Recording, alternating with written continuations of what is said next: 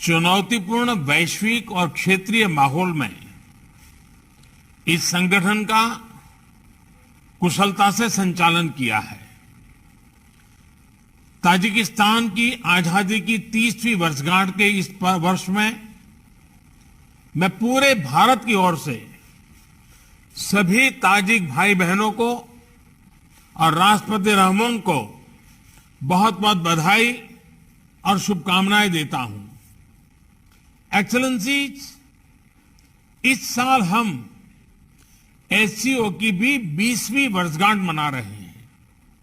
यह खुशी की बात है कि इस शुभ अवसर पर हमारे साथ नए मित्र जुड़ रहे हैं।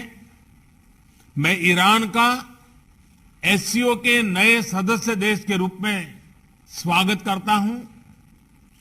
मैं तीनों नए डायलॉग पार्टनर्स सऊदी अरब, इजिप्ट और कतर का भी स्वागत करता हूं। एससीओ का एक्सपेंशन हमारी संस्था का बढ़ता प्रभाव दिखाता है। नए मेंबर और डायलॉग पार्टनर से एससीओ भी और मजबूत और क्रेडिबल बनेगा। एक्सेलेंसी, एससीओ की 20वीं वर्षगांठ इस संस्था के भविष्य के बारे में सोचने के लिए भी उपयुक्त अवसर है। मेरा मानना है कि इस क्षेत्र में सबसे बड़ी चुनौतियां शांति, सुरक्षा और ट्रस्ट डेफिसिट से संबंधित है और इन समस्याओं का मूल कारण बढ़ता हुआ रेडिकलाइजेशन है। अफगानिस्तान में हाल के घटनाक्रम ने इस चुनौती को और स्पष्ट कर दिया है। इस मुद्दे पर एससीओ को पहल लेकर कार्य करना चाहिए। यदि हम इतिहास पर नजर डालें तो पाएंगे कि मध्य एशिया का क्षेत्र मॉडरेट और प्रोग्रेसिव कल्चर और वैल्यूज का एक प्रकार से गढ़ रहा है, किला रहा है। सूफीवाद जैसी परंपराएं यहां सदियों से पनपी और पूरे क्षेत्र और विश्व में फैली। इनकी छवि हम आज भी इस क्षेत्र की सांस्कृतिक विरासत में देख सकते हैं। मध्य एशिया की इस ऐतिहासिक धरोहर के आधार पर एससीओ को रेडिकलाइजेशन और एक्सट्रीमिज्म से लड़ने का एक साझा टेम्पलेट डेवलप करना चाहिए। भारत में और एससीओ के लगभग सभी देशों में इस्लाम से जुड़ी मॉडरेट, टॉलरेंट और इंक्लूसिव संस्थाएं और परंपराएं हैं। एससीओ को इनके बीच एक मजबूत नेटवर्क विकसित करने के लिए काम करना चाहिए। इस संदर्भ में मैं एससीओ के रैट्स मैकेनिज्म द्वारा किए जा रहे उपयोगी कार्य की प्रशंसा करता हूं। भारत ने एससीओ रैट्स की अपनी अध्यक्षता के दौरान जो कैलेंडर ऑफ एक्टिविटीज प्रस्तावित की है, उन पर हमें सभी एससीओ पार्टनर्स के सक्रिय सहयोग की अपेक्षा है। एक्सेलेंसी, रेडिकलाइजेशन से लड़ाई क्षेत्रीय सुरक्षा और आपसी ट्रस्ट के लिए तो आवश्यक है ही। यह हमारी युवा पीढ़ियों के उज्जवल भविष्य के लिए भी जरूरी है। विकसित विश्व के साथ प्रतिस्पर्धा के लिए हमारे क्षेत्र को उभरती टेक्नोलॉजी में स्टेक होल्डर बनना होगा।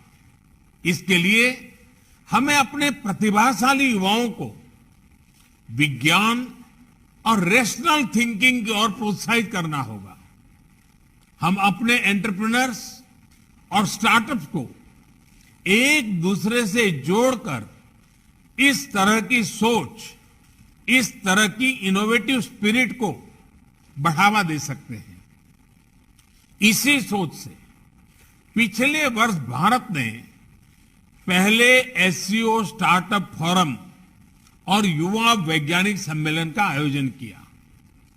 पिछले वर्षों में भारत ने अपनी विकास यात्रा में टेक्नोलॉजी का सफल सहारा लिया है, चाहे फाइनेंशियल इंक्लूजन बढ़ाने के लिए यूपीआई और रुपे कार्ड जैसी टेक्नोलॉजीज हो, या कोविड से लड़ाई में हमारे आरोग्य सेतु और कोविन जैसे डिजिटल प्लेटफॉर्म्स, इन सभी को हमने स्वेच्छा से अन्य देशों के साथ भी साझा किया है। हमें एससीओ पार्टनर्स के साथ भी इन ओपन सोर्स टेक्नोलॉजी को शेयर करने में और इसके लिए कैपेसिटी बिल्डिंग आयोजित करने में खुशी होगी। एक्सेलेंसी, रेडिकलाइजेशन और असुरक्षा के कारण इस क्षेत्र का विशाल आर्थिक पोटेंशियल भी अनटैप रह गया है। खनिज संपदा हो या इंट्रा एससीओ ट्रेड, इनका पूर्ण लाभ उठाने के लिए हमें आपसी कनेक्टिविटी पर जोर देना होगा। इतिहास में सेंट्रल एशिया की भूमिका प्रमुख क्षेत्रीय बाजारों के बीच एक कनेक्टिविटी ब्रिज की रही है। यही इस क्षेत्र की समृद्धि का भी आधार था। भारत सेंट्रल एशिया के साथ अपनी कनेक्टिविटी बढ़ाने के लिए प्रतिबद्ध है। हमारा मानना है कि लैंडलॉक्ड सेंट्रल एशियाई देशों को भारत के विशाल बाजार से जुड़कर अपार लाभ हो सकता है। दुर्भाग्यवश आज कनेक्टिविटी के कई विकल्प उनके लिए खुले नहीं हैं। ईरान के चाबाहार पोर्ट में हमारा निवेश और इंटरनेशनल नॉर्थ साउथ कॉरिडोर के प्रति हमारा प्रयास इसी वास्तविकता से प्रेरित है। एक्सेलेंसी, कनेक्टिविटी की कोई भी पहल वन वे स्ट्रीट नहीं हो सकती। आपसी ट्रस्ट सुनिश्चित करने के लिए कनेक्टिविटी प्रोजेक्ट्स को कंसल्टेटिव, पारदर्शी और पार्टिसिपेटरी होना चाहिए। इनमें सभी देशों की टेरिटोरियल इंटीग्रिटी का सम्मान निहित होना चाहिए। इन सिद्धांतों के आधार पर एससीओ को क्षेत्र में कनेक्टिविटी प्रोजेक्ट्स के लिए उपयुक्त नॉर्म्स विकसित करने चाहिए। इसी से हम इस क्षेत्र की पारंपरिक कनेक्टिविटी को पुनः स्थापित कर पाएंगे और तभी कनेक्टिविटी प्रोजेक्ट्स हमें जोड़ने का काम करेगी, न कि हमारे बीच दूरी बढ़ाने का। इस प्रयत्न के लिए भारत अपनी तरफ से हर प्रकार का योगदान देने के लिए तैयार है। एक्सेलेंसी, एससीओ की सफलता का एक मुख्य कारण यह है कि इसका मूल फोकस क्षेत्र की प्राथमिकताओं पर रहा है। रेडिकलाइजेशन, कनेक्टिविटी और पीपल टू पीपल संबंधों पर मेरे सुझाव एससीओ की इसी भूमिका को और सबल बनाएंगे। अपनी बात समाप्त करने से पहले मैं हमारे मेजबान राष्ट्रपति रहमोन का एक बार फिर धन्यवाद करता हूं।